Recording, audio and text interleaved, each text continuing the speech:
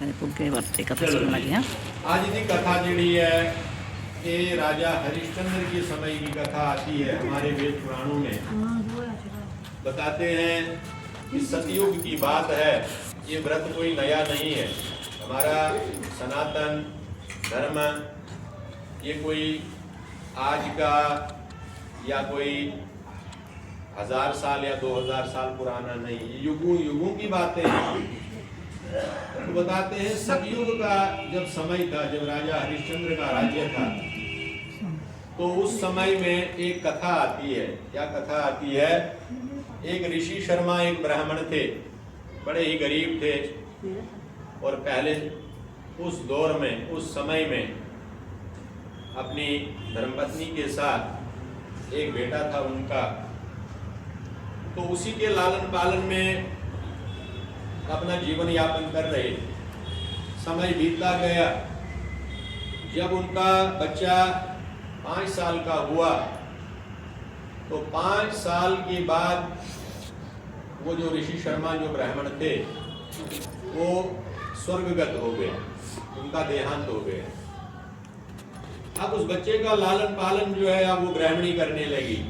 अब बेचारी अकेली क्या करती, तो जैसे तैसे वो अपना भिक्षाटन, चाहे जैसे मर्जी वो जैसे तैसे अपना पेट भरती थी और उस बच्चे का भी लालन पालन वो करती। धीरे धीरे समय बीतता गया, इसी तरह से उनका वो सिलसिला चलता रहा घर में। और एक दिन क्या हुआ कि अचानक घर में खेलते हुए बाहर बरामदे में ही 5 साल का बच्चा क्या होता है, तो खेलते खेलते अचानक ही बच्चा गायब हो गया, पता ही नहीं लगा कहाँ चला गया। और सौभाग्यवश वो दिन कौन सा था? आज का ही दिन था, यही दिन था, यही संकटा चतुर्थी का दिन था। माघ महीने की कृष्ण पक्ष की चतुर्थी का दिन था। और सौभाग्यवश क्या होता था कि वो जो ब्राह्मणी थी, बेशक वो गरीब थी, मगर करती क्या थी, वो हर समय हर महीने की संकटा चतुर्थी का वो व्रत करती थी।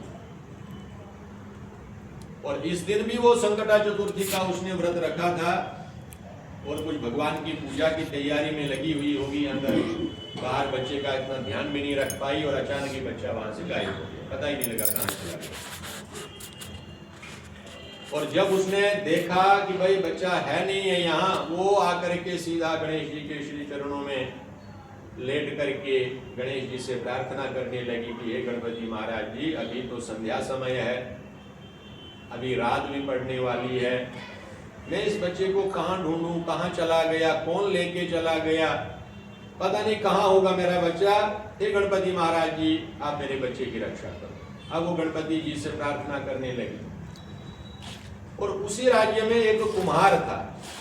वो कुम्हार क्या करता था, अपने वो भट्ठा लगाता था बर्तन पकाने के लिए, तो उसका वो भट्ठा कभी वो पकता नहीं था, हमेशा कुछ न कुछ उसमें फॉल्ट रह जाता। और वो कभी वो जो थे उसके बर्तन टूट जाते, कभी कच्चे रह जाते थे, कभी आंधी तूफान आ जाता था, भट्ठा पूरा लगता नहीं था, कुछ न कुछ विघ्न जो थे उसको हमेशा सताए रहते थे। तब उसने सोचा कि देखो ये बार बार मेरे साथ ऐसा होता है, क्यों होता है, क्या कारण है। वो भी गया किसी के पास पूछने के लिए कि भाई इसका कारण क्या हो सकता है। तो वो गया कहीं किसी तांत्रिक के पास। तो तांत्रिक लोगों का फिर इलाज अजीबोगरीब होते हैं ना, ये सीधे रास्ते कम, उल्टे रास्ते ज्यादा लगाते हैं। उसने बोला, कहता कुछ नहीं करना तुम्हें, तुम चुपचाप किसी बच्चे की बलि चढ़ाओ हुआ और बस तुम्हारा काम समझ लो, तुम्हारा काम बन जाएगा।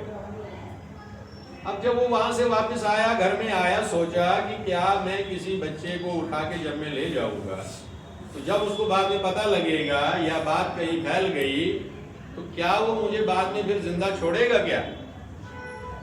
सोच विचार करते करते उसको क्या याद आया कि वो ऋषि शर्मा वाला लड़का, कि वो खुद तो बेचारा ब्राह्मण मृत हो गए हैं, और वो बेचारी ब्राह्मणी है, वो भी बेचारी भीख मांग मांग के गुजारा कर रही है, न कोई आगे है न कोई पीछे है। चलो इसी के बच्चे को उठा करके ले जाता हूँ, तो चलो कम से कम मेरे काम तो आ जाएगा।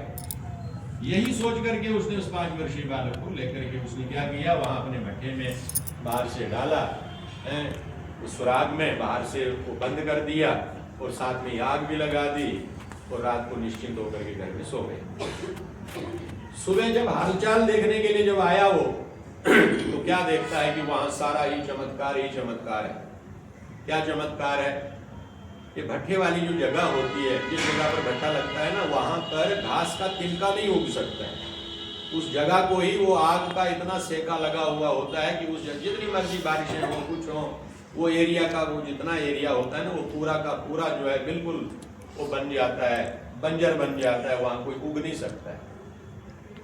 और वो बोलता है कि यहाँ मैं भट्टा लगाता हूँ, रातों रात ये हरी हरी ध्रुव यहाँ उगाई, तरह तरह के यहाँ फूल खिल गए हैं, तरह तरह के यहाँ हैं, बहुत ही मनोहर जगह बन गई है वो। और बच्चा तो उसको तो बिल्कुल आंच भी नहीं आई, वो तो वैसा खेल रहा है जैसे मानो अपने घर के आंगन में खेल रहा है। ऐसा जब उसने अचंभा जब वहां पर देखा, हैरानगी देखी, तो उसने तुरंत जाकर के उसने कहा कि अब तो कोई गुंजाइश न मेरी बचने की है, न मैं ये छुपा सकता हूँ, इसलिए बेहतर ये है कि मैं सीधा राजा के पास चला जाऊँ।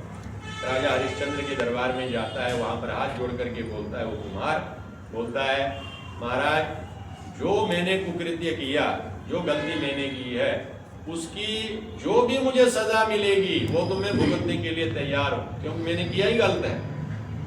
मगर आश्चर्य ये है कि वहां पर वो रातों रात वो हरी हरी ध्रुव, वो रंग बिरंगे फूल वो कहां से खिल गए वहां वो, ये तो मुझे बड़ी अचंभित करने वाली बात है। तब जब राजा ने जब सुना तो राजा ने अपने मंत्रियों को, अपने साथियों को कहा कि चलो भाई इस कुमार के वहां जाते हैं, देखते हैं क्या है, क्या हूँ ये सुना क्या रहा है, झूठ बोल रहा है, सच बोल रहा है, क्या है क्या नहीं है, चलो जरा चलते हैं इस कुमार के वहां आवे में। तब जाकर के जब वो वहां पर जब गए, देखते हैं तो वहां पर वो सवेरे जब देखते हैं तो वहां पर वो क्या है, बिल्कुल वैसा ही जैसा उसने कहा था, बिल्कुल वैसा ही है। रंग बिरंगे फूल खिले हुए हैं, बच्चा बिल्कुल मस्त होकर के खेल रहा है, कोई भय नहीं है, कोई डर नहीं है, कोई कुछ नहीं है। तब जाकर के वो ब्राह्मणी भी पूरी रात गणपति जी की पूजा करती रही, पूरी रात जो है गणेश से प्रार्थना करती रही कि गणपति जी मेरे बच्चे की रक्षा करना, वो जहां भी है उसको सुरक्षित रखना। सवेरे जब उसको भी जब हलचल का जब पता लगा तो वो ब्राह्मणी भी दौड़ती हुई, बिलकती हुई, चीखती चिल्लाती हुई जब वो वहां पर जब गई, जैसे उसने अपने बच्चे को देखा अपने गले से लगाया और उस कुम्हार को कोसने लगी कि तुमने ये क्या सोच के तुमने क्या किया ये। अब जाकर के राजा ने बोला कि कोई बात नहीं है, आप चिंता नहीं करो, इसने जो भी ये बुरा काम किया है इसकी सजा जो है वो इसको तो मिलेगी, मगर आप मुझे ये बताओ कि इस बच्चे को आंच भी नहीं आई, इसका क्या कारण है। तब उसने बोला, कहता है कोई कारण नहीं है, मैं सिर्फ संकटा चतुर्थी का व्रत रखती बस। और कल भी जो है वो संकटा चतुर्थी का व्रत था, आज का ही दिन था, यही दिन था। और कल भी मैं भगवान गणपति जी की पूजा में व्यस्त थी, उनकी तैयारी में थी कि अचानक ही मेरा बच्चा वहां से गायब हो गया और मैं पूरी रात गणपति जी से प्रार्थना करती रही। और ये कारण सिर्फ और सिर्फ यही है, संकटा चतुर्थी के इस व्रत का प्रभाव ही है कि जो मेरे बच्चे को आंच भी नहीं आई।